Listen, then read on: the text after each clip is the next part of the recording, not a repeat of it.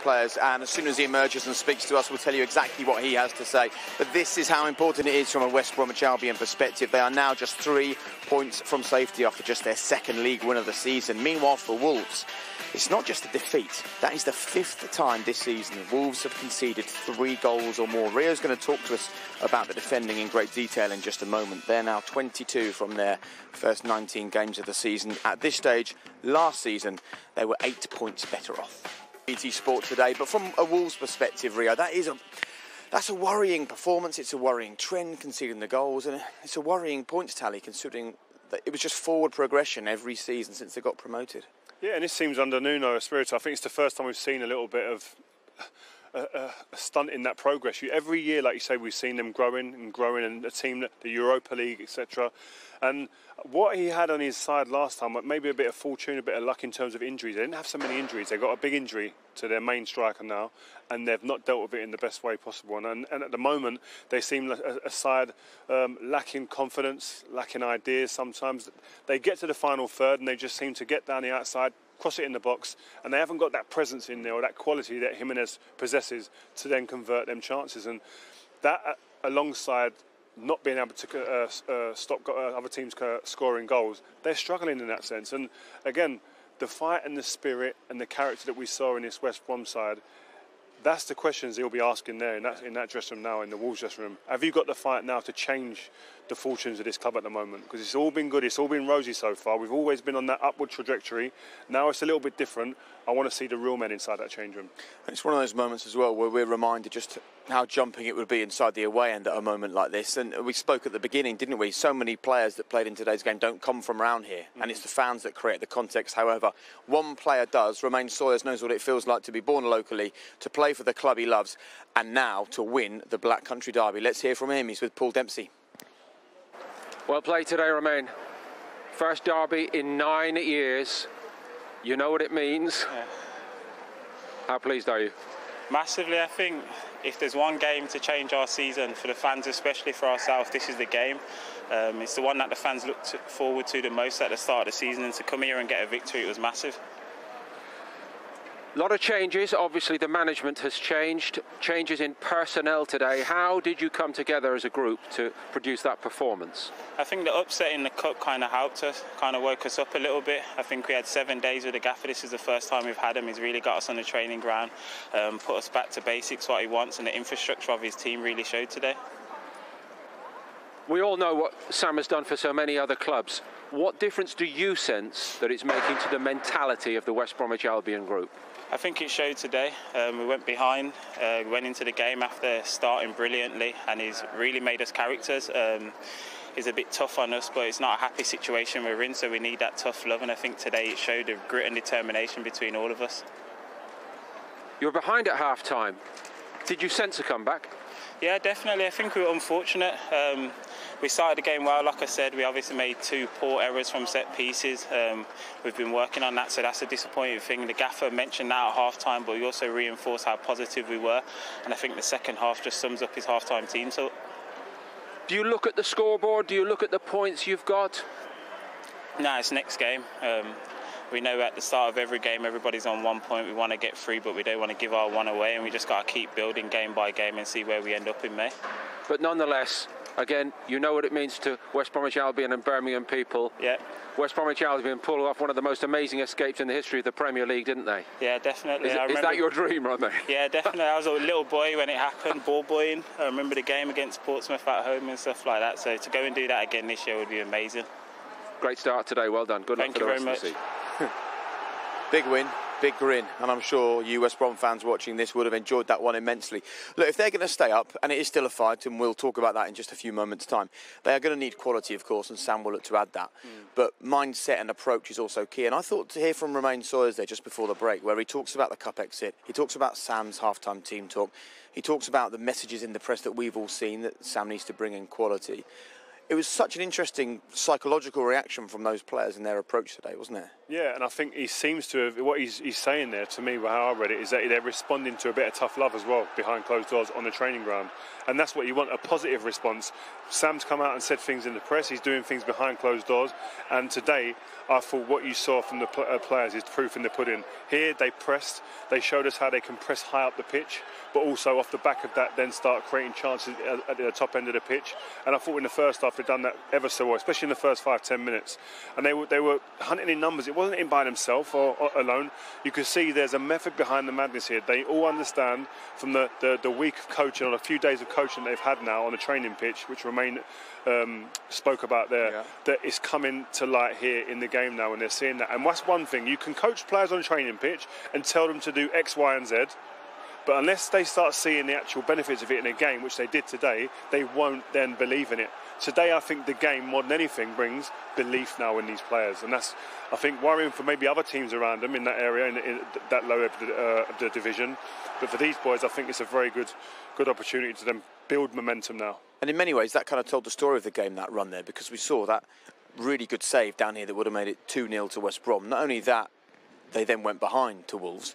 So I think the way the game panned out was crucial as well. Yeah, they showed so many traits that I'm sure he would have been asking for and dreaming about. So I think Big Sam is won not only 3 points today, but he's won in terms of understanding what the players are about, and they've seen big characters that they're performing. Do you want to hear from him? Yeah, I'd love to. Right, let's do it then. He's downstairs with Paul. Thank you, Jake. We're trying to disguise the smile, aren't we?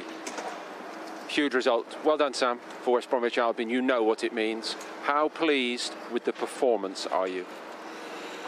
Well, I'm in the vast majority of that performance. I thought that the plan and the way the lads carried out the tactics was excellent. I think that it's the best I've seen us in possession since I've been here.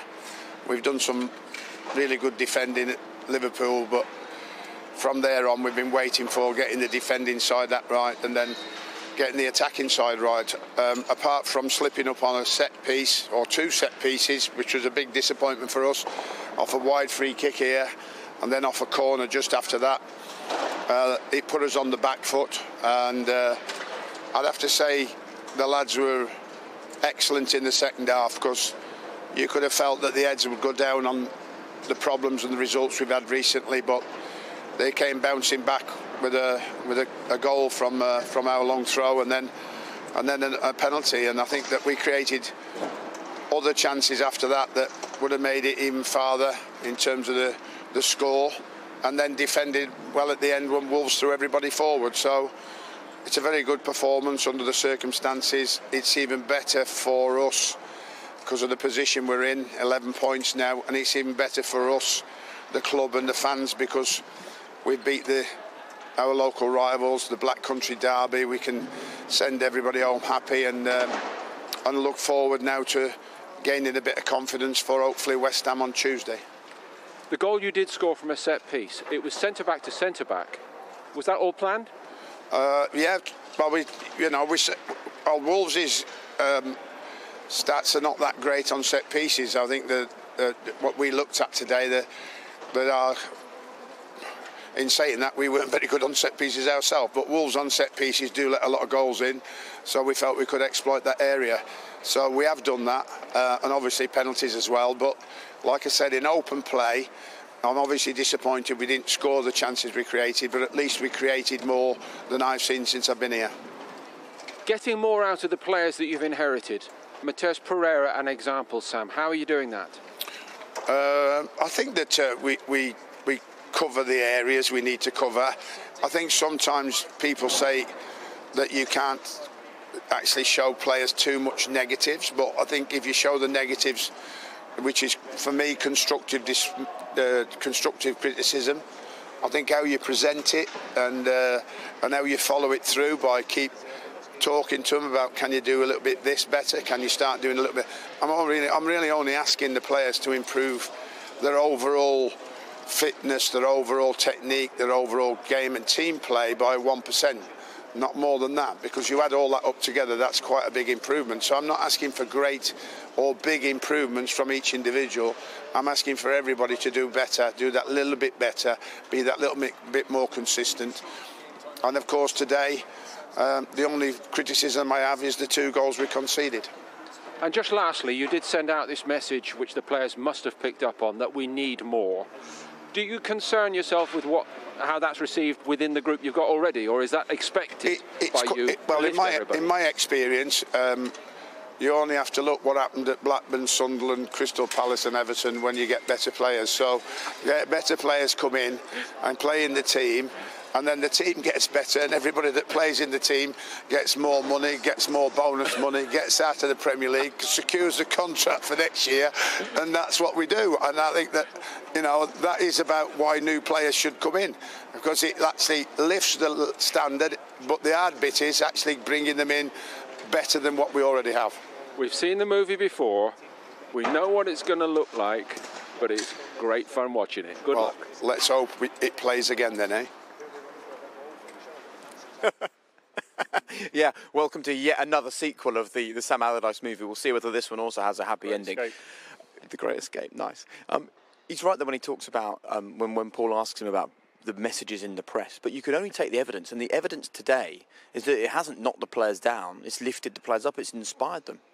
100%, and we were questioning that before the game. Absolutely. And I think rightly so, because as a mental state of affair, when you're a player and you see negativity in the press, you sit there, it can cause discomfort. Yeah. But I think most importantly, what I take out of that he's been very upfront with people and direct, and that's a trait of Big Sam's that we all know about. He'll go direct to people. You haven't been good enough, and here's why. And I think the clarity within how he tells people has been very important, and the players seem to have responded. Honest, open discussion about how they're performing, which hasn't been good enough, has led to a performance that we've seen today. But the key is getting this to come out every week, consistency, and then taking away a few of the negatives that he talked about, set-piece goals given away, that they can improve on. And as an owner, as a board, as a player, as a supporter, you basically have to trust him, because when he reels off the names of clubs at the end there, this is what he's done before. Those players haven't, and he has. Well, that's where the confidence comes from. You can see the confidence in that interview. Yeah. That he's standing there, shoulders back. Obviously, he's after a win, which is obvious, but at the same time, he's confident in that I have the experience here. I know how it's done. You give me the right players and I will produce, and I'll get you out of the hole that you've dug yourself beforehand. So they've bought into that experience, West Brom. Luke Darling, who's behind the scenes here, done a lot of the great work here for West Brom to get him in this position, has done the great work, has seen the experience that he possesses, and the proof is in the pudding. It's there in black and white to see. He's done this with 4 teams before.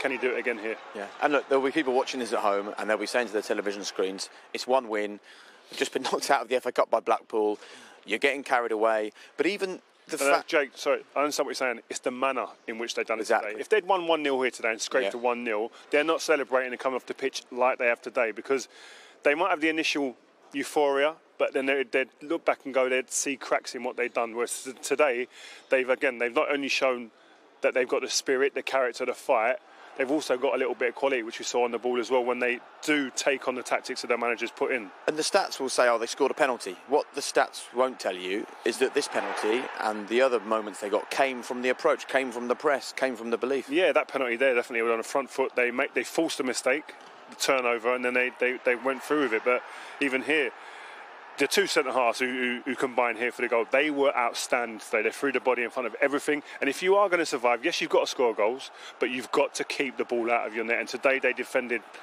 beautifully today as a pairing, definitely. But here, again, the penalty you talk about, that's getting the ball into the middle of the pitch, playing it into the front man and running, and just a bit of disguise. And you've got to have that imagination in the final third to even get an opportunity to get a penalty. And that's the difference, what he's talking about, compared to what they've been doing previously. And let's remind ourselves who was missing today. You know, we're talking about big names. You know, you said at the beginning, Sam Johnson, the goalkeeper, is probably their player of the season so far. And I was worried for him before the game. You look at the players, Dean Garner, player that they brought in, Johnson, as you said, has been probably their best player. Conor Gallagher, before this game, was the joint top scorer as well. So they're missing huge players who've influenced this team so far this season. Yes, they're in a bad position, but they've played games and been up there with their best players. So to put in a performance like they did today, I think is huge, huge positive. And for the West Bromwich Albion fans watching this, they are going to have a much better idea of what their immediate future looks like in the next few weeks, because Sam gets his transfer window, and we know he wants a midfielder and a striker, someone that can score goals. But also, if you take a look at this, after the next couple of games, Fulham, Sheffield United, 2 tricky games, Burnley, Brighton, those 4 fixtures with teams in and around them, those are the ones. Yeah, they are. But listen, again, we go back to Big Sam's reputation. He enjoys the games against the Cities, the Spurs, the Man Uniteds, the games that they're not enjoy expected West to Ham. win. They drew against Liverpool. Yeah. So it shows you that they're capable of getting results and stiffing it out against the big teams. So they'll be expecting hopefully get a point here or there against them, but then the other teams around them, let's put the nail in their coffin now. And it's changing the mentality of a football club, changing the mentality of a change room. Yeah. That's the important part. And then obviously going out and then implementing it in the 90 minutes. West Brom, survive or relegated? Before today, and the injuries and the people they had out, I said definitely down. But after today, seeing the spirit again, I keep saying the same thing, the character, what I saw here today leads me to believe it could be another chapter in the Sam Allardyce rescue package that he comes with. Well, as you said, the great escape. We're in the midst of the latest film. We'll see how it plays out. But right now, let's get some Wolves reaction. Nuno Espirito Santo is now with Paul.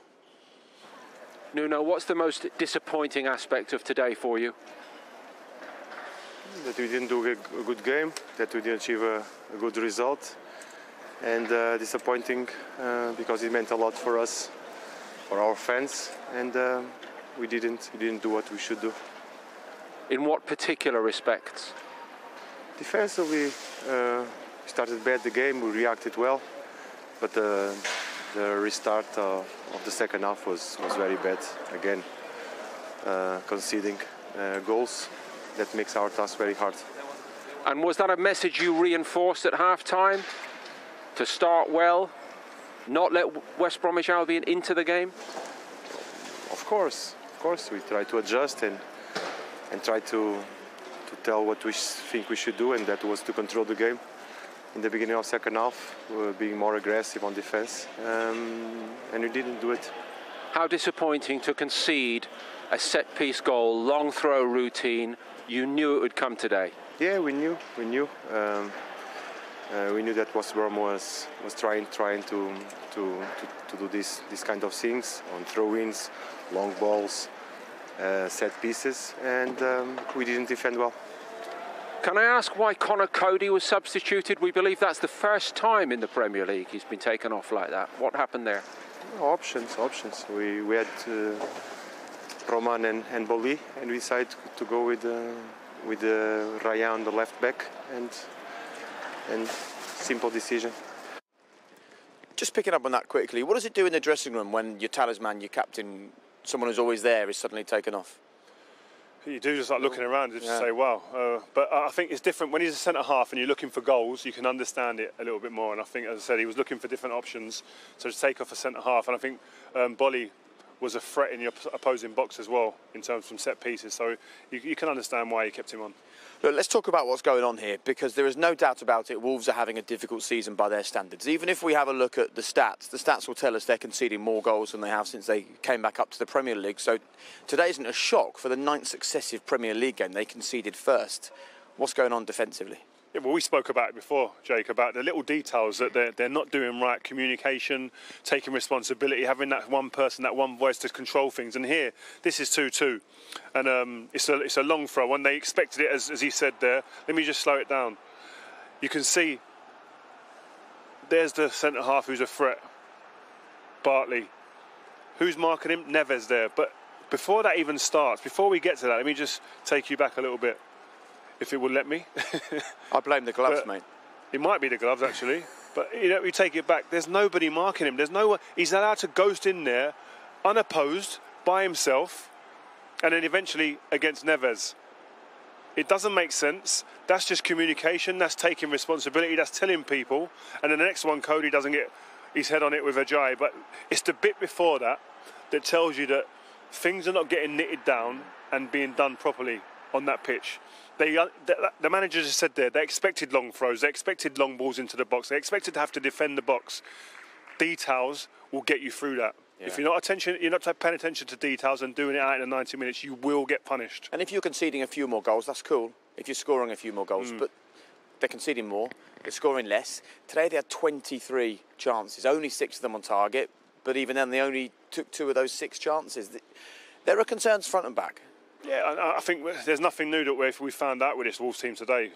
They can't stop the ball going in the back of the net, and they can't put the ball in the back of their opposing team's net. So that is a huge problem. They have to find that balance. And we talk about Manchester United relying heavily on Bruno Fernandes. This team, we've seen now rely hugely on Jimenez, and he's not there, and they're still getting the ball in the box. You see 26 opportunities in terms of getting the ball in and around the box, around the goal, but there isn't that presence, that person who understands and knows and has the experience of putting the ball in the back of the net.